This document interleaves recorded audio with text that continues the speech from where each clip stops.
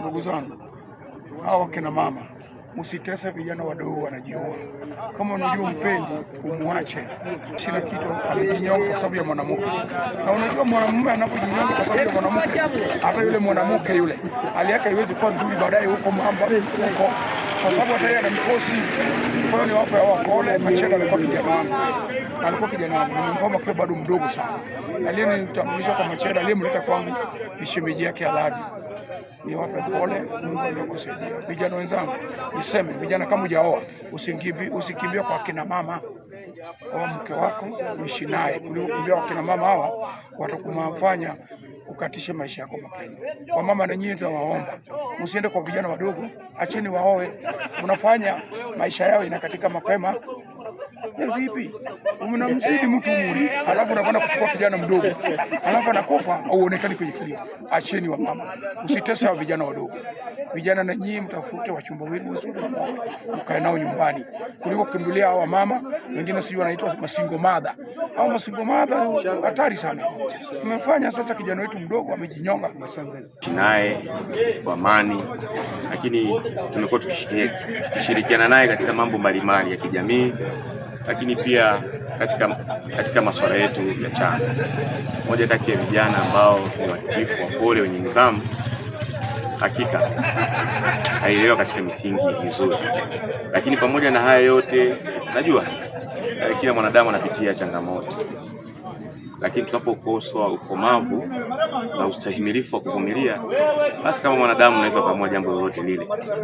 Lakini bado nitafakari, bado siamini kwamba hichi kilichotokea labda kimesababishwa na mambo hayo yanayonenwa na kusemwa. Lakini naamini na tunamwombea heri huko endako, basi roho yake wakailaze mahali alipopenda. Wito wako vijana tu wavumilivu, tusiishi kwa miemko. Kama kweli hili limepelekea kijana huyu kufika katika matatizo haya makubwa, kama ni kweli, basi sehemu hii ya tukio hili ni moja kati ya funzo na somo kwamba maisha yapo, tuvumilie, changamoto zipo, na maisha ni uwanja mpana wa mashindano ambayo kila siku yamejaa hila, fitna na mashindano. Kwa hiyo tusipovumilia, tusipotengeneza ustahimilifu wa mambo mbalimbali, hakika tunapoteza hatima yetu na tukaiacha jamii ikiwa imetahamaki na masikitiko makubwa sana. Kwa kweli sisi hapa ni wananchi wa Tarime, tumepata na matatizo, tumepata na msiba wa kusikitisha kabisa. Tuna kijana mwenzetu, umri wake ni mdogo sana, amepata matatizo.